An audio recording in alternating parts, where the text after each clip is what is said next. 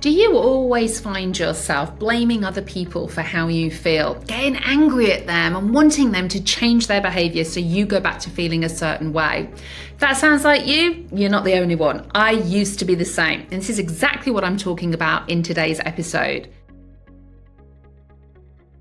Hi everybody, my name is Caroline Strawson and I'm a trauma therapist and coach and a 51-year-old woman who at the age of 40 years old, I thought my life was over. I'd come out of a narcissistically abusive marriage with a covert narcissist and thought he'd had the best years of my life and it was all downhill.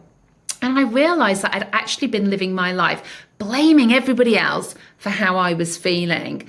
I was literally living in a functional freeze response, meaning to the outside world, I looked like I was functioning, smiling on the outside, hi, I'm fine, walking out the front door. But I kept saying, it's everybody else's fault. You know, if they weren't like this, then I wouldn't feel the way that I'm feeling. And I'd be stuck in this freeze response, totally disconnected. And then I had these moments of explosive anger. What I didn't realize was actually that explosive moments of anger were signs of my healing. Because when I had those explosive moments of anger, I didn't lean into the sensations of that and sit with it. I felt shame. I felt guilt. I thought people think I'm going to be crazy. People think that I can't cope.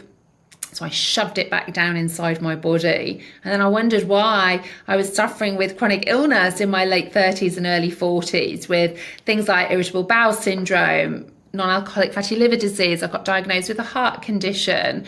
And all of these, I am convinced, are in relation to trauma.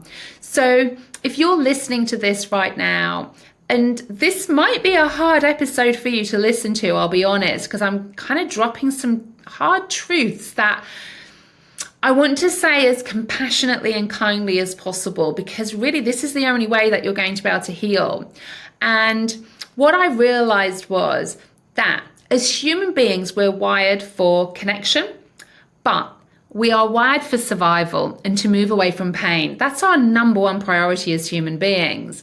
So by projecting my pain outwardly at other people, their fault I felt like this. If they weren't like this, I wouldn't feel like that. It was actually soothing my system because I wasn't holding a mirror up to actually what I was feeling inside. Because when other people behaved in a certain way around me, I saw that as a reflection of myself, that in some way they were like this because I didn't matter, or I was unlovable or unworthy or not good enough. And even being in a relationship with a narcissist for 14 years and being married for 12, I still had this sense of anger towards him of how dare he treat me like this. But there was a difference between the assertiveness and holding of boundaries of how dare he treat me like this. It was coming from a place of survival and trauma. How dare he treat me like this? Because it was triggering core wounds in myself that he was treating me like this because I wasn't good enough. And that's what made me feel that way. So I was outwardly projecting all of the time about how they were treating me, and that's why I was feeling the way that I was. That's not actually the case. How you feel inside of you, and this is your nervous system. So our nervous system is at the heart of our lived experiences. How you feel inside of you is actually because of what is happening outside of you and your interpretation of that. So let me explain that.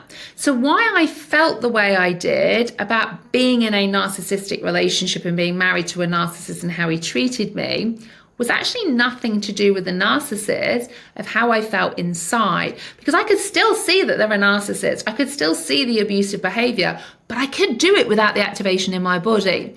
The activation was coming from the fact that his behavior was triggering a core wound of me of not feeling good enough. Now, there's a number of things that happen at this stage, and as many of us go through healing processes from toxic and abusive relationships, we sit in a place of pointing our finger at the other person. How dare you treat me like this? How could you treat me like that? And we literally project that outwardly. And I do understand that, because there is an element of truth of you probably wouldn't be feeling the pain if you weren't in that relationship. But you know what?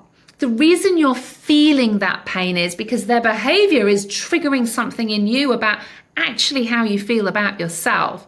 So the power is not constantly looking externally and projecting outwardly. That's actually not going to do you any good at all in your healing process. The way to heal is Ask yourself these questions.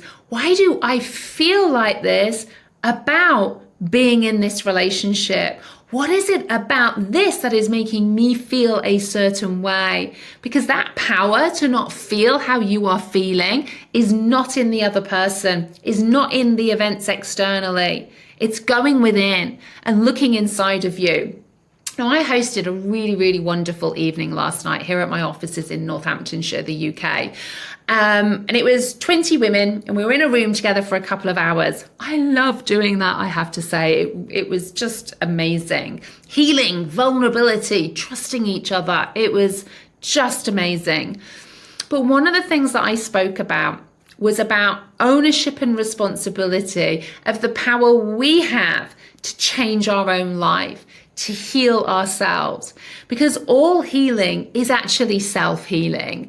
If we're not coming from a place of self and we're projecting outwardly and pointing our fingers and blaming everybody else, what we're doing is a disservice to ourselves. And then we're wondering why we're getting these chronic illnesses. What we need to do is look internally. Now, that doesn't excuse abuse. It doesn't excuse other people's behavior.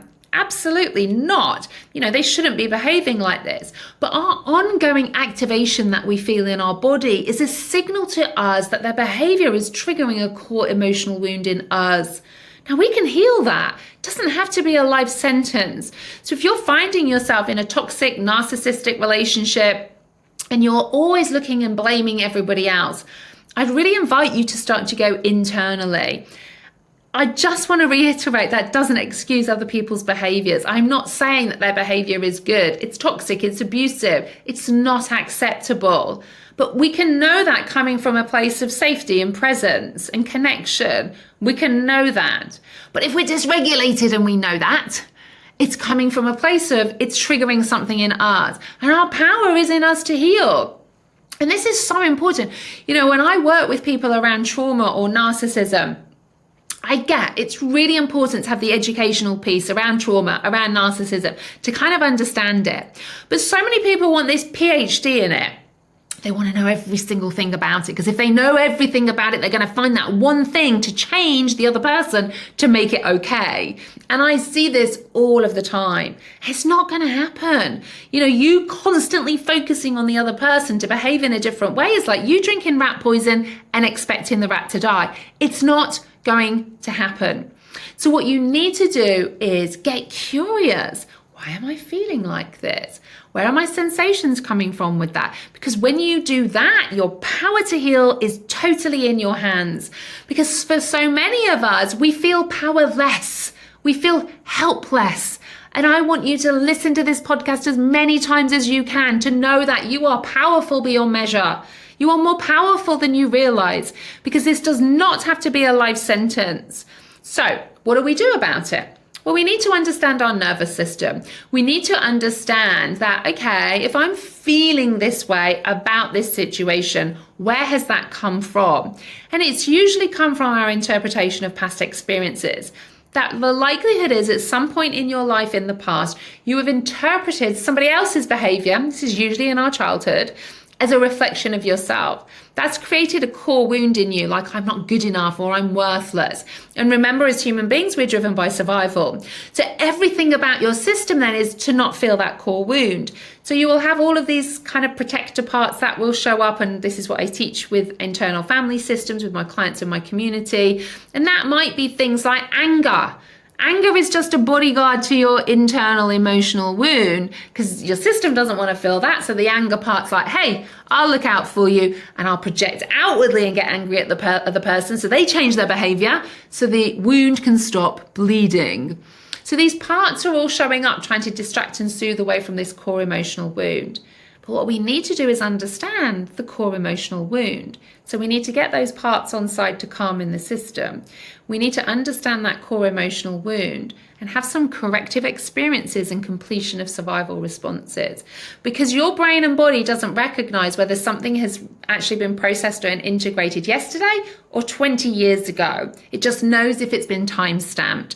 And if you're still reacting to things and having that dysregulation, it's not been time-stamped into the past. It's still very much live in the body, and everything is about protecting that core wound. So we kind of have to go back to that little boy or little girl And we have to have these completion of response cycles. What would she have liked to have heard? What would he have needed in those moments instead of what that person received? And when we can really work at a somatic level with that core wounded younger part of ourselves, so they can really know, because many of us know this, but feel as well that we are good enough. We are worthy. And even if bad stuff happened in your childhood or interpretations of things, we can change that. We can have a completion. We can give to our younger selves that which we didn't receive. So it kind of timestamps it then into the past, meaning we don't have these protector parts coming up, and we can actually look at the people and the events around us coming from a place of presence and groundedness, what we call ventral vagal in our nervous system. So it doesn't mean we still don't see the abuse and toxicity. It just means we see it from a place of presence and safety and connectedness, not from a place of survival and a trauma response and the activation, which serves nobody, and especially not you, because it fills your body with cortisol, which leads to long-term chronic illness and disease. So I want you to stop saying and looking at other people with why you feel the way that you do, even the narcissist. I want you to start saying, why do I feel like this? Because of them. What is it? Why am I feeling like this? Because you can't change their behavior. But why do I feel like this in my body on a physiological level about this? That is where your power is. So let me know. Make sure you are following me over on Instagram. Come and let me know. It's a hard podcast to listen to this, I'll be honest, because I know for many of you, it's like, but it is their fault. I'm not saying their behavior is not abusive and is wrong. It is. I'm talking about your healing here. I'm talking about that won't change anyway. So far better for you to know that and feel it and come from a place of presence and safety and connectedness, knowing that, than activation and dysregulation coming from a place of, they're doing this because I'm not good enough and that's why I have to protect myself. Okay? Why? Because you are good enough. You always have been. Where has that come from? That is your power. It is not a life sentence. So I hope this has really helped you. Send me a message. How did this land with you? Are you angry at me for saying this? Let me know. I'd love to hear from you and help and support you in any way that I possibly can. But let's all start taking ownership. The power to heal is in you, and all healing, all of it, is self-healing. Why am I interpreting this as some way as a reflection of myself? Because here's the secret. You are good enough. You always have been, and you always will be. So take care, my friends, and I'll see you on the next episode.